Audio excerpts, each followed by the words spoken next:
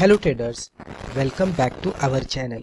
दोस्तों, आज की वीडियो में हम एक बहुत ही इम्पोर्टेंट टॉपिक पे डिस्कस करने वाले हैं, प्रॉफिट लॉकिंग।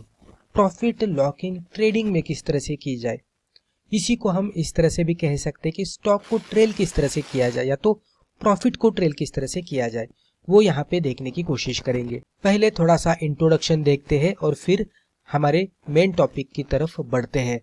तो यहाँ पे पहले हम ये समझ लेने की कोशिश करते हैं कि ट्रेलिंग क्यों करनी चाहिए। अगर हम ट्रेलिंग नहीं करेंगे तो क्या सिचुएशन हो सकती है। तो यहाँ पे आप इस तरह से कंसिडर कर सकते हैं कि आपने कोई स्टॉक में पोजीशन बनाई है, कोई चार्ट पे ब्रेकआउट दिखा है और ब्रेकआउट के बाद सब कुछ देखने के बाद आपने एक सही लेवल पे उसमें पोजीशन बनाई। पोजीशन बनाने के बाद स्टॉक अच्छा खासा ऊपर भी जाने लगा। मान लीजिए कि कुछ दिनों में आपको 10% का प्रॉफिट दिखा और आपने प्रॉफिट बुक करके एग्जिट किया। लेकिन उसके बाद जब भी आप देखते हैं तो कुछ दिन बाद वही स्टॉक 20%, 30%, इवन 40% और उससे भी ऊपर जाता हुआ दिखता है और वहां पे आपको लगता है कि आपने बहुत ही जल्दी एग्जिट कर दिया। अगर आप होल्ड करते तो आप एक बड़ा सा प्रॉफिट कमा सकते, लेकिन आपने जल्दी प्रॉफिट बुक करने की वजह से एक बड़ा वाला प्रॉफिट को मिस किया। और एक सिचुएशन बन सकती है जहां पे आप स्टॉक को होल्ड करेंगे, पोजीशन बनाने के बाद होल्ड करने के बाद स्टॉक अच्छा खासा ऊपर जाएगा, 10% 15% का आपको प्रॉफिट दिखाएगा और सडनली स्टॉक में गिरावट आना शुरू हो जाएगी और कुछ ही दिनों में स्टॉक फिर से आपके बाइंग प्राइस पे आएगा और इवन बाइंग प्राइस के नीचे भी जाएगा और स्टॉप लॉस को हिट करेगा। वो सिचुएशन में इस तरह से लगता है कि स्टॉक अगर 10% 15% का प्रॉफिट दिखा रहा था तो हमने बुक क्यों नहीं किया, हमने उसको होल्ड किया और वही स्टॉक फिर नीचे आ गया और नीचे आने के बाद बाइंग लेवल पे भी हमने उसको निकाला नहीं, वो स्टॉक फिर से नीचे गया और स्टॉप लॉस को हिट किया। वहां पे भी हमने उसको निकाला नहीं, होप करते बैठे कि ये रिकवर हो जाएगा और फिर बाद में जाकर जब हमें लगता है कि अभी ये रिकवर नहीं होगा तो हम फाइनली उसमें ज्यादा लॉस बुक करके एग्जिट करते हैं। तो यहाँ पे स्टॉक सिलेक्शन करने के बाद हमारा प्रॉब्लम एंट्री में नहीं था, तो प्रॉब्लम कहाँ पे था, तो प्रॉब्लम इज यूर एग्जिट। तो एग्जिट जो हम कर रहे थे उसमें प्रॉब्लम था कि जहां पे बड़ा सा प्रॉफिट मिलने वाला था वो हमने नहीं लिया और जहां पे छोटा प्रॉफिट मिलने वाला था वो भी हमने नहीं लिया। तो ये प्रॉब्लम था। तो ये प्रॉब्लम का एक ही सॉल्यूशन है जिसको हम कहते हैं ट्रेलिंग स्टॉप लॉस। तो इसका इस्तेमाल अगर हम बेहतर तरीके से कर पाएंगे तो डेफिनेटली हमारी प्रॉफिट लॉकिंग हो जाएगी। यहाँ पे एक एग्जांपल के जरिए हम समझ लेने की कोशिश करते हैं कि ट्रेलिंग स्टॉप लॉस की जरूरत क्यों है। तो एक एग्जांपल इस तरह से है कि कंसिडर करते कि हमने एक स्टॉक परचेज किया 500 रुपीज पे। 500 रुपीज पे पर्टिकुलर स्टॉक में पोजीशन बनाने के बाद कुछ दिन बाद वो स्टॉक 550 पे चला गया, फिर 600 पे चला गया, फिर 60 पे चला गया। अभी मान लीजिए कि आज के दिन में ये स्टॉक 650 पे ट्रेड कर रहा है। अब हम क्या करेंगे, हम इसको सेल करेंगे या होल्ड करेंगे, ये कंफ्यूजन माइंड में आ जाता है क्योंकि 500 वाला स्टॉक अभी 650 पे आया है तो ये और भी ऊपर जाएगा और हमें बहुत ज्यादा रिटर्न देगा। लेकिन एक मन में ये भी सिचुएशन बनती रहती है कि ये स्टॉक अगर यहाँ से नीचे जाएगा तो जो भी प्रॉफिट दिख रहा है वो भी निकल जाएगा। तो यहाँ पे क्या होता है कि एग्जैक्टली जो हमारे इमोशंस होते हैं वो टेक ओवर करते हैं हमारे स्ट्रेटेजी पे, राइट। तो इस तरह के सिचुएशन में क्या हम मैन्युअली हमारे स्टॉप लॉस को चेंज करेंगे तो ये थोड़ा डिफिकल्ट हो जाता है। तो उसके वजह से जब भी हम ट्रेलिंग स्टॉप लॉस का सहारा लेते हैं तो ये हमें प्री डिफाइंड एग्जिट का फ्रेमवर्क देता है, यानी कि हमें पहले से ही पता होता है कि स्टॉक में कब एग्जिट करना है। सबसे डिफिकल्ट यही होता है कि एग्जिट कब करना है, तो ये ट्रेलिंग स्टॉप लॉस हमें पहले ही बता देता है कि एग्जिट कब करना है। तो यहाँ पे इमोशनल ट्रेडिंग से हम बच जाते हैं और प्री डिफाइंड एग्जिट होने के वजह से प्रॉपर स्ट्रेटेजी में एग्जिट करते हैं। तो जब भी बड़ा वाला प्रॉफिट मिल रहा है तो उसको भी हम लॉक करेंगे और जिसमें छोटे प्रॉफिट के बाद अचानक से गिरावट आना शुरू होती है वहां पे भी हम प्रॉफिट लॉक करके एग्जिट करेंगे। कि दोनों सिचुएशन को टैकल करने के लिए ट्रेलिंग स्टॉप लॉस होता है। दोस्तों, अगर आपको स्टॉक मार्केट सीखना है तो Amazon पर जाकर आप हमारे बुक पढ़ सकते हैं या तो Udemy पे जाकर आप हमारे वीडियो कोर्सेज भी देख सकते हैं। अब हम यहाँ पे जो भी ट्रेलिंग स्टॉप लॉस का इस्तेमाल करने वाले हैं वो है 26 EMA। अभी वैसे तो ट्रेलिंग स्टॉप लॉस के बहुत सारे तरीके होते हैं, कैंडल बेसिस पे होते हैं, स्विंग लो बेसिस पे होते हैं, अलग अलग मूविंग एवरेजेस के हिसाब से होते हैं या तो अलग अलग टेक्निकल इंडिकेटर्स के हिसाब से भी होते हैं।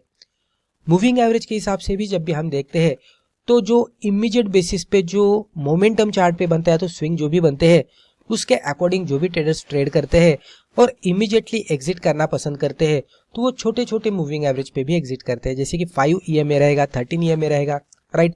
और जो शॉर्ट टर्म के प्लेयर्स होते हैं, मिड टर्म लॉन्ग टर्म के प्लेयर्स होते हैं जो कि एक बड़ा वाला ट्रेड को राइड करना चाहते हैं और मल्टीपल स्विंग बनते जाएंगे लेकिन वो एक बड़ा सा स्विंग कैप्चर करने की कोशिश करेंगे, वो 50 SMA, 100 SMA या तो 200 SMA का भी सहारा लेंगे। Generally 100 SMA, 200 SMA long term के ट्रेडर्स या इन्वेस्टर्स इस्तेमाल करते हैं ट्रेलिंग करने के लिए, लेकिन उसी के साथ वो फंडामेंटल को भी मर्ज करते हैं, क्योंकि जब भी हम बड़ा वाला मूविंग एवरेज इस्तेमाल करेंगे, जैसे कि आपने 200 SMA इस्तेमाल किया ट्रेलिंग के लिए, तो स्टॉक आपका बहुत सारा ऊपर रहेगा। यहाँ पे मान लीजिए कि 70% प्रॉफिट है तो ये यहाँ तक आने के लिए उसका 30% ही प्रॉफिट बच जाएगा, ये बहुत दूर होता है। तो जो लॉन्ग टर्म के ट्रेडर या इन्वेस्टर होते हैं कि जो 10 साल 15 साल के लिए होल्ड करते हैं उनके लिए ये ठीक है, लेकिन हम यहाँ पे क्या देख रहे हैं, स्विंग ट्रेडर के हिसाब से या तो शॉर्ट टर्म के ट्रेडर्स के हिसाब से, तो उनके लिए कंसिडर करेंगे अगर 50 MA भी अगर आप देखते हैं 50 SMA तो भी ये स्टॉक अगर 70% पे है तो नीचे आते आते ये भी 40% 35% पे भी आ सकता है। ये सिचुएशन बन सकती है, चार्ट टू चार्ट और स्टॉक टू स्टॉक डिपेंड होता है कि स्टॉक कितना वॉलेटाइल है।